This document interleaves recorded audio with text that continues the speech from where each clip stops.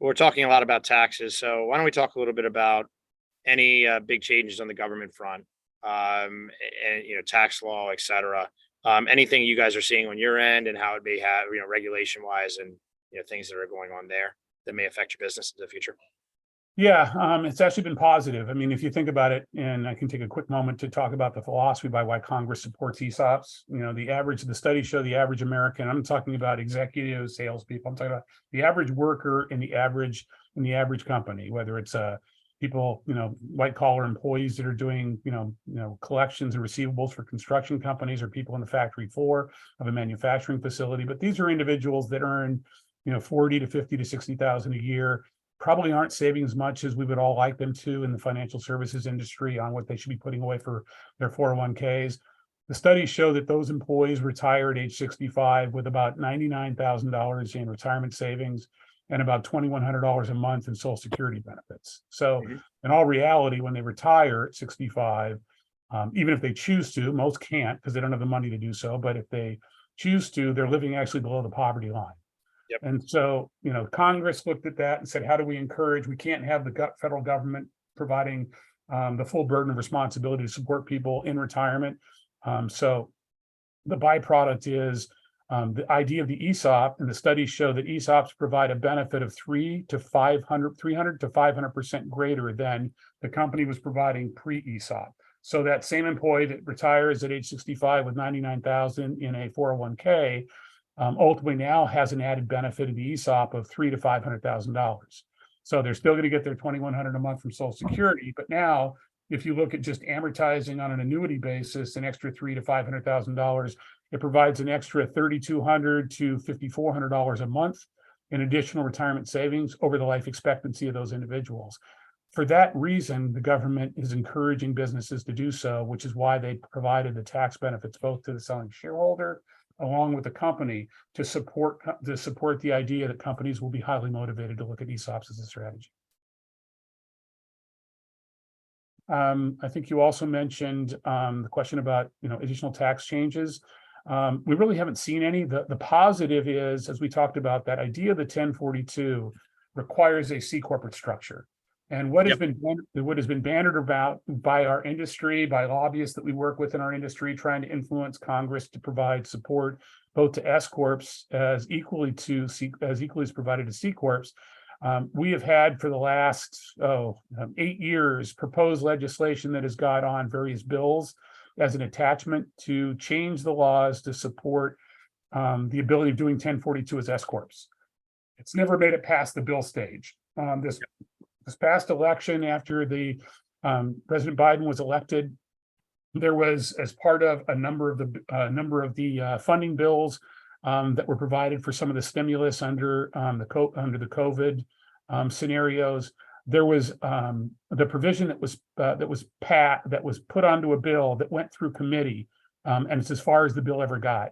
But it got through committee, was approved through the committee, but got taken off as part of the final negotiations between in Congress between the House and between the Republicans and the Democrats, and it got taken off the bill at that point in time. The good news behind that is it shows that there's now committee support, and hopefully the next time there's going to be tax bills that will be proposed, it makes sense. There's no reason why they shouldn't treat S corps identically the way they treat C corps for purposes of the 1042, because that will encourage even more business owners to look at doing ESOPs. And if that's the incentive our Congress has, they should support it on both sides. But there is no negative tax proposals that have been in play for the last, as long as I've been in the M&A world. I've not seen anything. We don't see anything on the horizon that would change that. And then as we finish up, why don't you talk a little bit about what it would look like from a process standpoint to work with you guys, evaluate whether an ESOP makes sense, and then how that plays in for the whole M&A process, just as as clients will experience it. Yep. So we're a big believer in education, because one thing I learned a long time ago, and I'm 64 years old now, so been around a long time. I'm closer to the end of the road than I am at the beginning of the road now that I've reached this point in my life. And so I take a more realistic approach to it, and I realize, not only for myself, but for successful people like yourself, Carl, and your clients, our most valuable asset is our time. And so what I don't want to do is waste my time, my company's time, or your time or your client's time, taking them down a path that makes no sense and having them spend money when it ultimately is not going to make sense. So we began, and I can't speak to everybody in our industry, but we began doing basically interviews, discussion points. It's acting really as a consultant or advisor in the front end. We don't charge for it. We ask you to put, or our clients, to spend time with us, usually via Zoom, or if we're in the marketplace, we will do it face to face. We usually ask for an hour of their time on the front end. I want to understand their business. I want to understand what their objectives and goals are, because as we talked about a lot today, much of an ESOP is the philosophy and the objectives of the client. It's not about the money. And the money's the money. It'll be there, but it's really about what are your objectives. And so I want to really understand the business and what the owners are trying to accomplish. And after that discussion, if what they say fits the role of where an ESOP I think makes sense, then what I'll do is I'll take the time to walk them down, kind of, now that I know about the business, I can walk them through the path of, in essence, what an ESOP theoretically could look like, what benefits they would receive, what benefits the company would receive, what benefits their employees would receive, and ultimately, how the company and the legacy of the business would be perpetuated. We do that. I can do that usually in an hour time frame. Pretty straightforward. At the end of that conversation, if the client now is intrigued and says, yes, I think it makes sense, at least as an option, and myself believe that through the conversation, the client does fit the profile. And through a simple series of questions, I can get enough understanding of the business that I can determine, is the company sufficient enough financially to meet our minimum criteria? Then what I say is, get me 3 years of your financials. We have a 4-page fact finder that's an information gathering tool. Usually doesn't take a client more than 20 to 30 minutes to complete. Get me that information back, and at no cost, I'll review it and have one of my CFA, CPA analysts review it to get a general idea from the standpoint of the financial aspects. And then I can come back to you and the client and say, in the back of the napkin, here's basically what the range of value of your business would be. And the reason we do that at no cost and do it at the front end is, again, before they're going to spend any money, and we're going to dedicate a lot of time into the analysis and the valuation modeling. What I don't want to do is, we come back and say the range of your business is worth $10 to $15 million, and the client thought that their business was worth 30 to 40 million. Yeah. I don't want to set it. I do not want to go into a deal setting in proper expectations on value.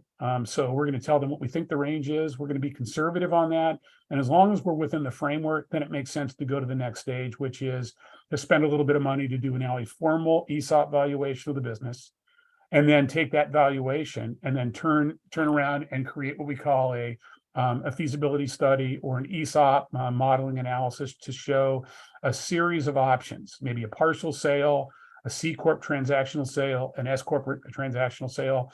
And then what we will also do is provide them to provide a comparison. We will show you if in turn you did it through a private equity or you did it through a strategic sale, when you compare what that sale would ultimately do for you both up front and over time versus what the ESOP will do economically, it gives all the ammunition to the owner to say, I like the concept, it makes sense, and it gives them a series of options. Kind of like if you think about it, if you've ever been to Morton's Steakhouse, when you walk in, you sit down, they walk up with that big old tray of, 14 different types of steaks, the big lobster, the 3 different fishes. You don't know what you want to eat that night until you actually see it all, and then you can make the choice, and then everything else is a la carte. In reality, getting back to the flexibility, everything about the ESOP transaction is flexible. And so we don't want to just show somebody one option because we don't know whether that's the right option for them. So we're going to give them a series of options and then show them the comparison. I mean, I've helped more business owners to understand that it makes sense to really look at doing a strategic private equity or even a management buyout when all is said and done, when we find out really what they're trying to accomplish and they know what the financials look like, versus doing an ESOP. But at least now they've got all the financial and the philosophical information to understand the mechanics, including the tax benefits to them, including the tax benefits to the company, including the overall debt capacity, what the company can take on as debt as it relates to the transactional sale. How can it cash flow? What's the operating cash flow going to look like of the company? And then what the overall economics look like over the life of the transaction. Because even though we haven't talked about this, because this gets into some of the sophistication, you can sell 100% of your company, get paid for the full value of the 100%, both in cash up front and that seller note that we talked about, and still have 20 to 25% of the future equity value as a kicker for the fact that you did an ESOP and that you took back that seller note and subordinated to the bank. So, bottom line is you think about it, and this is how we compete with oftentimes financially with strategic and private equity firms when it comes to overall dollars. Take the tax benefits out, just overall gross dollars. And then when you net them out from a tax standpoint, the ESOP can be far more favorable. But, think about it. You sell a $20 million company and over the life of the transaction, pocketing almost $35 million. If you sold the company up front at a $4 million EBITDA for a $20 million value and you're overall collecting $35 million. And when you net out for taxes, you end up netting out, let's say $31 million. You're actually getting almost an 8 multiple for the sale of your business.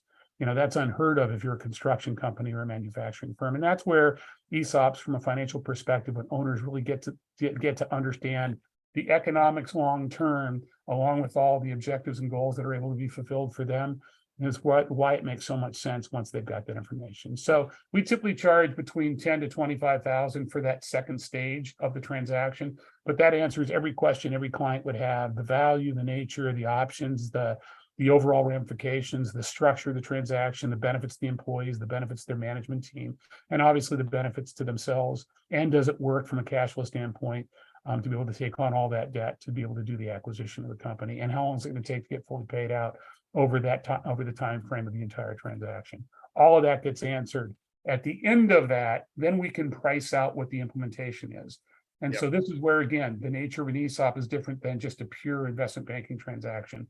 And that is, in an ESOP, you've got what they call the sell side representation. That's what we are. We're representing the selling client, the shareholders, to get maximum value, maximum terms and conditions, and maximum benefits, all within reason, so it properly works from a cash flow standpoint.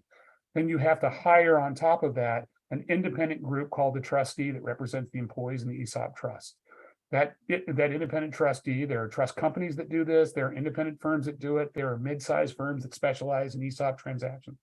We have great relationships with almost all of the firms out there, but bottom line is, we usually go through an interviewing process with a client. They'll interview 2 or 3 of the trustees. They'll pick one that they like. We'll give them some general guidance based on our history of working with those firms and what the objectives are. Then they turn around, the trustee hires their own valuation group, hires their own separate legal counsel, who will also then provide, they have to go out oftentimes and acquire what they call a fairness opinion, making sure the transaction properly negotiated by both parties was considered by an independent to be fair and reasonable. So between our fee, the ERISA and transaction counsel on the sell side, the trustees valuation group, and trustees legal counsel, when you take all those people and put them together, that's where the complexity comes into play, along with the cost. And that's why, to do it in reality, do a $5 million transaction is the same expense for the parties to do a $30 million transaction. The difference is, though, is the bigger the deal, the higher the fees, not because it requires more work. It's just, in the industry, it's just the nature of the beast. There's more risk to all the parties, that the bigger the deal, the greater the likelihood that the transaction will be audited by the DOL and be reviewed. And so everybody charges what they call risk premium. So correspondingly, at $10 million, we can do a deal that's fair, that's reasonable, that works. You're looking at about a 4% all-in cost to do that type of transaction with all parties at 10 million. And then when you take that scale up, once you get over about $100 to $150 million, the fees correspondingly start dropping from 4%, starts dropping to 3%, to 2%, to 1% on the bigger deals. And that's, again, all-in fees that you can expect as you're doing transactions. Bottom line is, what I tell every business owner, the fee is important to understand, but in all reality, working with a good firm, they're going to be able to package it with all the parties so that the costs are going to be paid in the first year by all the tax savings that are generated by the company to do the transaction. So you're letting the IRS pay the fees to implement, and different than a private equity transaction or strategic sale with an investment banker. If you sell your company for 20 million and you pay a 5% fee, which is $1 million, you're netting 19 million out of the sale.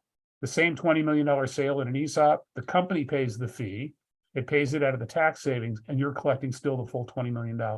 So the fee is not a burden paid by the selling shareholder. It's a fee that is paid by the corporation. So not that encourages owners to look at an ESOP over a private equity transaction. It's just an added benefit of the way the ESOP does work.